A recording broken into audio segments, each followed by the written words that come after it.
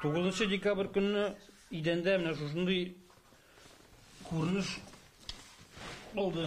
Иден отырганмы, иден yorылганмы? Рөстәм Кәримов идәндәге ярыкларны күрсәтә. Бу куркыныч хәл яңа ел алдыннан килеп чыкты ди. Ул гаиләсе белән бу фатирны социаль ипотека программасы буенча 2016 елда алган. Беренче көннән үк диварларда ярык, түшәмнәрдә күгәрек булган, тәрәзәдән җилергән. Хәзер идән ярыла башлагач бөтенләй куркуга калалар. Безгә специалистлар түгел, исполкомнан кешеләр килде, алар әйттеләр, сезнең идәнгә утырган диде. Но идән утырга тиеш түгел бит инде ул. Һәр хәлдә бу бит новостройка бит, бу яңа йорт. Азнакайдагы бу 144 фатирлы йорт 2010 елда төзелгән. Республиканың дәүләт торак фонды ашаны подрядчы КСТ 2000 җәмгыяте сала. Анда яшәүчеләр зарларын белдереп кемгә генә мөрәҗәгать итмәгән.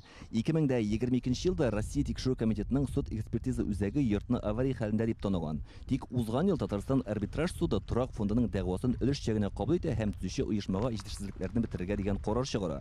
Шуннан соң ул иминлек таләпләре тулысынча ук үтәлмәгән бина статусы ала. Гөнаһ шомлыгына каршы шул арада йортны төзегән җәмгыять бөлгенлеккә чыккан һәм ремонтларга җаваплы оешма калмый. Монда бүгенге көндә ныгыту эшләре башланды. Бу өйдә бу проект буенча эшләнә бу эшләр. Хәзер бу йортның язмышы хәл ителә. Республика дәрәҗәсендәге комиссия аны һәр яклап тикшереп чыккан. Анда барлык җаваплы оешма белгечләре катнаша. Диварлар тагын да ярылмасын өчен подвалга вакытлыча терәүләр куйганнар. Подвалда 6 штук проект буенча эшләнелгән эш инде бу. Шушы йортка 6 терәү куйдылар өстәмә.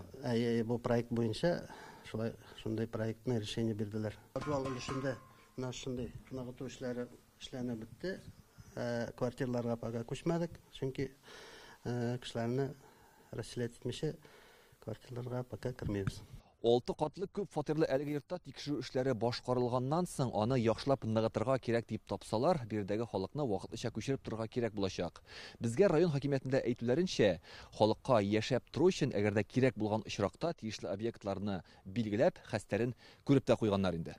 Шунда яши торган үзебезнең кешеләребезне икенче фатирларга, икенче җиргә күчерергә кирәк. Безнең инде общежитиеларыбыз да бар, пионер лагеребыз да бар. 30-дан артык үзебезнең фатирыбыз да бар, Азнакайда, Актүбәдә. Район башлыгы Марсель Шайдуллин халыкны күчерергә урын әзерләүләрен әйтте. Хәзер авария хәлендәге йортның язмышы республика дәрәҗәсендә карала. Атна башында хөкүмәт киңәшмәсе узган. Өстәмә экспертиза белгеләнгән. Шуннан соң аны кешеләр яшәрлек итеп ремонтларгамы яки сүтәргәме икәнен хәл итәчәкләр. Катлаулы, монда халыкның исәнлеге турында барыбыз да кайгыртабыз. Икенче атнага тагын киңәшмә үтә. Шунда Казанда җыелышып сөйләшкәч, бергәләп, инде безгә конкрет уже аңлаталар инде. Монда яшәүчеләрнең үзәгенә үткәне йортның түбәсе ул кыйыклап эшләнмәгән, шуңа яңгыр сулары диварларга сеңеп бара. Сыйфатсыз материаллар белән ябылу да тәэсир итә. Азнакайдан Илдар Сафиуллин, Роман Фенин, Яңа Гасыр каналы.